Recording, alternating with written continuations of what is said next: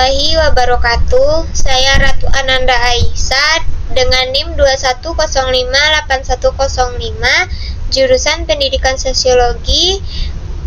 Pada video kali ini saya akan memaparkan materi tentang administrasi kurikulum. Nah, definisinya. Administrasi dan supervisi pendidikan merupakan jantung hidup matinya sebuah proses pendidikan.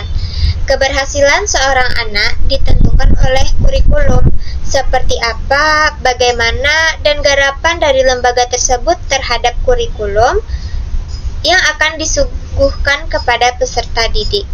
Dalam Undang-Undang Sisdiknas Nomor 20 Tahun 2003 menjelaskan bahwa kurikulum merupakan sebuah perangkat rencana atau pengaturan mengenai tujuan, isi, dan bahan pelajaran, serta cara strategi yang digunakan oleh lembaga satuan pendidikan untuk dijadikan sebagai pedoman penyelenggaraan proses belajar mengajar, atau istilah lainnya adalah KBM, yaitu kegiatan belajar mengajar, untuk mencapai sebuah tujuan pendidikan.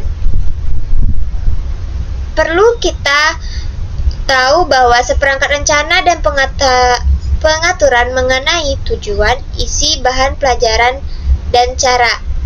Intinya, kita lihat bukan dari isinya, tapi lebih kepada seperangkat rencana dan seperangkat rencana pengaturan.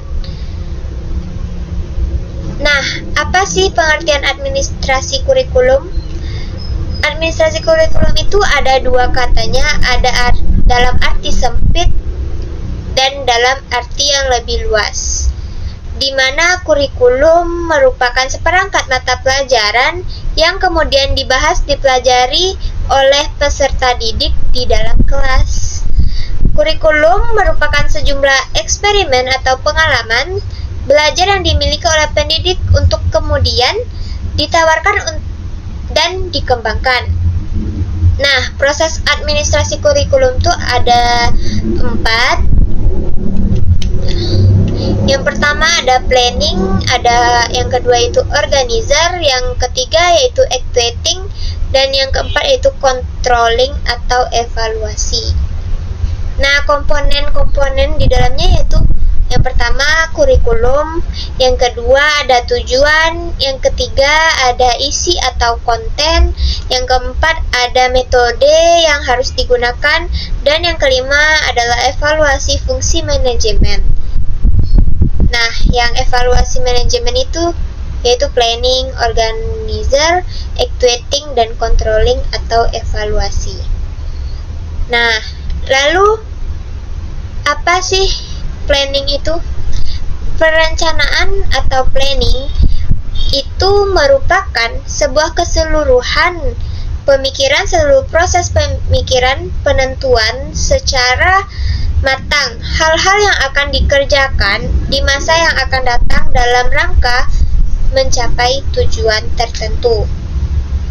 Nah, yang kedua yaitu ada organizing. Organizing atau organizer merupakan suatu proses keseluruhan dalam rangka mengelompokkan orang-orang, treatment atau bright bless, bagaimana sebuah pekerja dilakukan oleh orang yang tepat. Nah, yang ketiga ada actuating. Actuating berarti juga dengan execution, pelaksanaan. Nah, fungsinya yaitu lebih menekankan kepada kegiatan yang berhubungan langsung dengan orang-orang organisasi seperti proses belajar yang terjadi di dalam kelas. Nah, yang keempat ada controlling atau evaluasi. Nah, ini merupakan sebuah proses pengamatan dari pelaksanaan secara keseluruhan kegiatan yang kita lakukan di organisasi dalam rangka menjamin agar setiap pekerjaan semua sesuai dengan rencana yang sudah dibuat pada awalnya, dan evaluasi dalam proses untuk melihat atau mengetahui apakah sih tujuan yang ingin tercapai atau tidak, sejauh mana tujuan itu sudah dicapai dalam proses pembelajaran.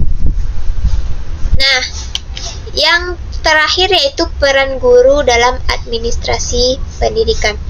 Guru dan dosen mempunyai peran yang sangat penting dalam pendidikan karena mereka yang akan melaksanakan dan memikirkan data dan fakta empirik di lapangan.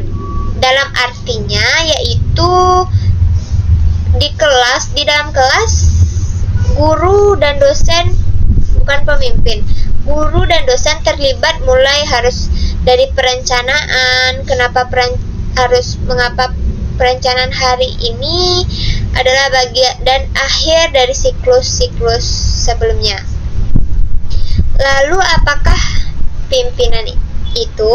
Pimpinan merupakan orang yang mengelola keseluruhan persoalan untuk dibicarakan dan duduk pada satu meja dan proses pengambilan kebijakan dan keputusan. Jadi jangan salah tafsir. Sebenarnya guru dan dosen yang paling tahu masalah-masalah empirik di lapangan, sehingga mereka yang harusnya terlibat secara langsung dan nyata dalam proses perbaikan dan pengembangan kurikulum pada waktu tertentu.